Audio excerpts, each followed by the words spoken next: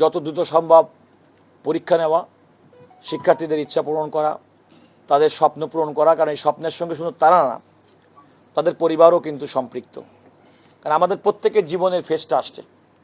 তো আমরা যে ফেজটা উত্তরণ করে আজকে এই জায়গায় এসে আমরা যদি সেই পেইনটা, সেই তরুণ একজন আইন শিক্ষার্থী যার অ্যাডভোকেট হওয়ার আগ্রহ, সেটা যদি আমরা ভুলে যাই তাহলে তো খুব কষ্টকর হবে। আপনারা জানেন যে আমি বার কাউন্সিলে ছিলাম এবং আমি আমার অবস্থান থেকে সবসময় এই পেইনটা ধারণ করে তার ক্ষেত্রে কার্যকর ভূমিকা রাখার চেষ্টা করেছি। সবসময় পেরেছি, কথা বলবো না। 200-র বেশি সার্ভিস ও ফিচারে লেনদেনের সব বিকাশ অ্যাপে সম্ভব। কারণ ব্যর্থতার দায় বার কাউন্সিলের সদস্য হিসেবে অনেক সময় আমাদের ঘাড়ে পড়ে এসেছে, যদিও ব্যক্তিগতভাবে, কিন্তু অবস্থানগতভাবে এই দায় হয়তো নেওয়ার কথা ছিল না। আমাদের পরিবারের মধ্যেও অনেকে লয়ার আছেন যারা লয়ার হতে চান। আমাদের পরিবারের আপনাদের সবারই নিশ্চয়ই সবাই আছে, সেদিকটি লক্ষ্য রাখা হবে।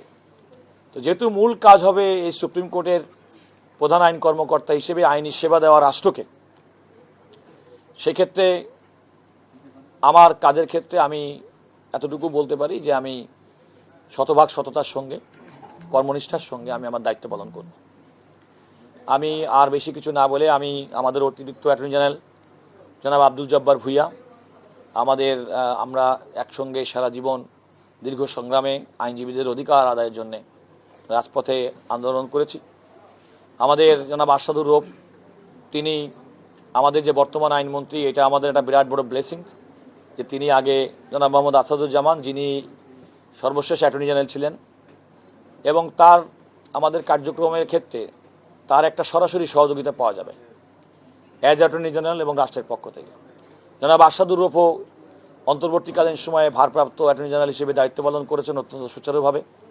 তার প্রতি আমি অশেষ কৃতজ্ঞতা প্রকাশ করছি। জনাব অনিকার হক, অ্যাডিশনাল অ্যাটর্নি জেনারেল, এবং অতি সম্প্রতি বিশেষ করে অন্তর্বর্তীকালীন সরকারের সময় বেশ কিছু কনস্টিটিউশনাল ইস্যুতে অনেক সময় আমরা একপক্ষে অথবা বিপক্ষ অবস্থান নিয়েও রাষ্ট্রের জন্য, দেশের জন্য কাজ করতে সক্ষম হয়েছে। এবং বাংলাদেশের বেশ কয়েকটা ল্যান্ডমার্ক জাজমেন্ট অন্তর্বর্তীকালীন সরকারের সময় হয়েছে, যেগুলোই আমরা কোনোভাবে পক্ষভুক্ত অথবা পক্ষে বিপক্ষে অবস্থান করেছি। এটা এই প্রফেশনের সৌন্দর্য। আজকে একজন এই পক্ষে থাকবে, কালকে আর একজনের পক্ষে থাকবে।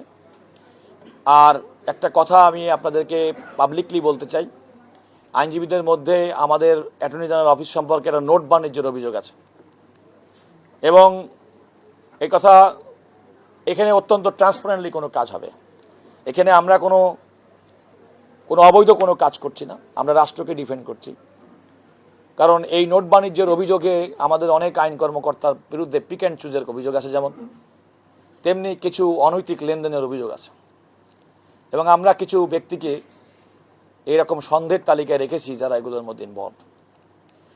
আমার নিয়োগের পর থেকে কয়েকদিনের মধ্যে there has been certain exercises that I have made, identified certain people who are involved or may be involved in this sort of illegal activities. They will be given a message either by clearing of the office or they will be given a final opportunity to remain in office. Second হচ্ছে 200-র বেশি service ও ফিচারে লেনদেনের সব বিকাশ অ্যাপে সম্ভব।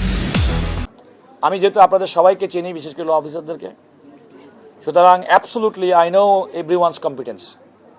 So there should not be any তদবির or something like this সাইন যে আমার ওই জায়গায় দেন, ওখানে দেন। কারণ দুর্ভাগ্যজনকভাবে আমাদের ল অফিসারদের মধ্যে অনেকেই সোশ্যাল মিডিয়াতে কন্ট্যাক্ট থাকে। একটা ফেসবুকে স্ট্যাটাস লেখার ক্ষেত্রে কেউ দুই কথা বাংলা সোজা করে লিখতে পারে না, দু একজন। দুর্ভাগ্যজনক। তো সেগুলো আমাদেরকে অ্যাড্রেস করতে হবে, কারণ এটা কম্পিটেন্ট অফিস আমরা তৈরি করতে চাই। আমি আপনাদের সর্বাঙ্গীন সহযোগিতা কামনা করছি। আর এই পর্যায়ে আমার আর কোনো বক্তব্য নেই।